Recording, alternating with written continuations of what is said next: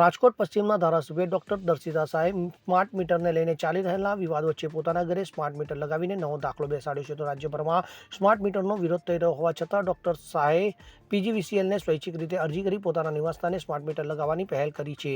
પીજીવીસીએલના અધિકારીઓ તેમની અરજીના આધારે તેમના ઘરે પહોંચીને મીટર લગાવવાની પ્રક્રિયા પૂર્ણ કરી છે. તો ડોક્ટર શાહે જણાવ્યું કે સ્માર્ટ મીટરથી વીજળીનો વપરાશ પારદર્શી રીતે નોંધાય છે અને તેમાં કોઈ ગડબડી થતી નથી. તેમણે નાગરિકોને આ નવી ટેકનોલોજી અપનાવવા અપીલ પણ કરી છે, જેથી વીજ વપરાશનું ચોક્કસ ગણતરી થઈ શકે. જો કે રાજ્યના અનેક વિસ્તારોમાં સ્માર્ટ મીટરને લઈને લોકોમાં રોષ જોવા મળી રહ્યો છે. તો વડોદરા અને સુરેન્દ્રનગર જેવા શહેરોમાં અતિશય બિલોની ફરિયાદોને કારણે વિરોધ ઉગ્ર બન્યો છે. જ્યારે ડોક્ટર દર્શિતા શાહનું આ પગલું લોકોમાં સ્માર્ટ મીટર પ્રત્યેની ગેરસમજ દૂર કરવાનો પ્રયાસ માનવામાં આવે છે. તેમના આ નિર્ણયથી રાજકોટમાં સ્માર્ટ મીટર અંગે ચર્ચા વધુ તીવ્ર બની છે. શું કહેશો? લોકો તો કહે છે કે સ્માર્ટ મીટરમાં ક્યારેક ગડબડી થઈ જાય છે, ઊંચું બિલ આવે છે, લાઇટ કપાઈ જાય છે. આજે સામેથી મેં પીજીવીસીએલ વિભાગના અધિકારીઓને ફોન કરીને જણાવ્યું હતું કે મારે ઘરે જે મીટર છે એ જૂનું મીટર છે, તો આપની અનુકૂળતાએ આવી અને મને સ્માર્ટ મીટર નખાવવું છે, તો આપ એ રીતે સ્માર્ટ મીટર નખાવવા માટે થઈને આવજો. એટલે આ માટે થઈને પીજીવીસીએલના તમામ અધિકારીઓ આજે અહીંયા ઉપસ્થિત છે. અને સ્માર્ટ મીટરને લગત લોકોમાં જે ગેરસમજ છે, જાગૃતિનો જે અભાવ છે, એ સંદર્ભે હું વાત કરું તો જ્યારે આપણા વડાપ્રધાન આદરણીય નરેન્દ્રભાઈ મોદી સાહેબ રિન્યુએબલ એનર્જી માટે આટલું કામ કરે છે, પર્યાવરણ સુરક્ષા માટે આટલું કામ કરે છે, ડિજિટલ ઇન્ડિયા માટે આટલું કામ કરે છે, અને વિકસિત ભારતનો જ્યારે આપણે સંકલ્પ લઈ રહ્યા છીએ, ત્યારે સ્માર્ટ વીજ મીટર એ સ્માર્ટ સોલ્યુશન છે. વીજ બિલની બચત આપતું સ્માર્ટ સોલ્યુશન છે, સમયની બચત કરતું સોલ્યુશન છે, શક્તિની બચત કરતું સોલ્યુશન છે.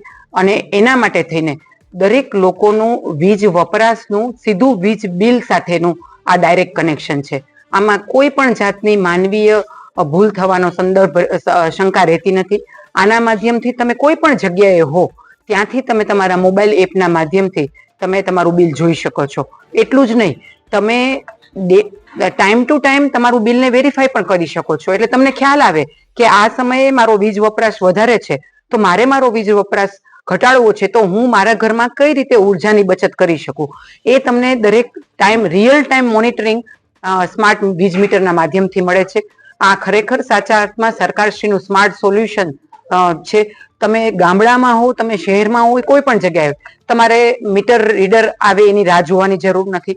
તમારે મીટર રીડરના માધ્યમથી તમને કોઈ ભૂલ થઈ તમારા બિલમાં, એનો આમાં કોઈ અવકાશ રહેતો નથી. બીજું, તમારે બિલ ભરવા માટે થઈને તમારે લાંબી લાંબી લાઈનમાં પીજીવીસીએલ માટે ત્યાં ઓફિસે જઈ અને ભરવા માટે તમારે લાંબી લાઈનમાં ઉભું રહેવું પડે, એવી પણ નથી. એટલે તમારી સગવડતા, તમારી સુવિધા અને તમને સાચું માર્ગદર્શન આપવા માટે થઈને આ સ્માર્ટ વીજ મીટર આંકવામાં આવ્યું છે. આવતીકાલની જનરેશન માટે થઈને, ઉર્જા બચાવવા માટે થઈને, પર્યાવરણ બચાવવા માટે થઈને આ સ્માર્ટ મીટર છે. ભવિષ્યમાં વીજ વિભાગ દ્વારા જે કાંઈ પણ અપગ્રેડેશન આવશે, સોફ્ટવેર અપગ્રેડેશન આવશે, કાંઈ પણ નવી યોજનાઓ આવશે, આ બધી જ યોજનાનું સીધું સંકલન આપ આ સ્માર્ટ વીજ મીટરના માધ્યમથી કરી શકશો. શું લેવા વિરોધ શું કામ કરી રહ્યા છે? કેમ કે જે ટાઉનશીપ મોટા ભાગની આવેલી છે ત્યાં સૌથી પહેલા નખાઈ ગયા છે, અને એ લોકો લગભગ 300-400 લોકો ભેગા થયા હતા. કદાચ આપનો વિસ્તાર રેલનગર વિસ્તાર, આપનો વિસ્તાર હોય કે ઉદયભાઈ નું ખબર નથી, પણ સરકારને આ બાબતે ધ્યાને આવી એટલા માટે થઈને જ આજે જાગૃતિના ભાગરૂપે જ હું દરેક લોકોને આપના માધ્યમથી વિનંતી કરું છું કે આમાં કોઈ જ જાતની તકલીફ નથી. અને તમને મનમાં શંકા છે કે ભાઈ મારે આ સ્માર્ટ મીટર નાખશું તો મારું બિલ વધારે આવશે, તમે જે વીજ વપરાશ કરો છો ને એનું બિલ આવશે. વીજ ચોરી અટકાવવા માટેનું સૌથી શ્રેષ્ઠ જો કોઈ ઉપાય હોય ને તો આ સ્માર્ટ મીટર છે. અને એટલા માટે થઈને આ સ્માર્ટ મીટર નાખવામાં આવ્યા છે. અને છતાં પણ સરકારે લોકોને એક ઓપ્શન આપ્યો છે કે તમને એમ લાગતું હોય કે સ્માર્ટ મીટર નાખવાથી તમારું બિલ વધારે આવે છે, તો સરકાર બાજુમાં તમને જૂનું તમારું ચેક મીટર પણ રાખી દે છે, કે જેથી કરીને તમે ટાઈમ ટુ ટાઈમ બંને જ વસ્તુ તમે મોનિટર કરી શકો, તમે જોઈ શકો, તમને સંતોષ થાય કે ના હવે આ સ્માર્ટ મીટર છે એ સાચું છે, ત્યારે સરકાર એનું ચેક મીટર ઉતારશે. બાકી ત્યાં સુધી સરકાર એનું ચેક મીટર પણ રાખવા. આપના વિસ્તારમાં કેટલા લાગ્યા છે? મારા વિસ્તારમાં 28,000 થી પણ વધુ લાગ્યા છે. સમગ્ર રાજકોટમાં 75,000 ની આસપાસ લાગ્યા છે. અને મને એ જણાવતા થોડો ખેદ છે કે અત્યાર સુધીમાં માત્ર 12% કામ થયું છે. એટલે હું સમગ્ર રાજકોટની જનતાને આપ સૌના માધ્યમથી વિનંતી કરું છું કે આપના મનમાં રહેલી આ ગેરસમજને દૂર કરીએ, સ્માર્ટ સોલ્યુશન અપનાવીએ, સમય શક્તિનો બચાવ કરીએ, પર્યાવરણને બચાવીએ અને એના માધ્યમથી ડિજિટલ ઇન્ડિયાની આ મુવમેન્ટમાં આપણે વિકસિત ભારતમાં જોડાઈએ. આપે પહેલ કરી, ખૂબ સારી વાત છે. હજી ઘણા બધા રાજકોટના ધારાસભ્યો છે, હોદ્દેદારો છે કે મંત્રીઓ છે, એમના ઘરે હજી પણ જૂના મીટરો છે. આપ એમને શું સલાહ આપવા માંગશો?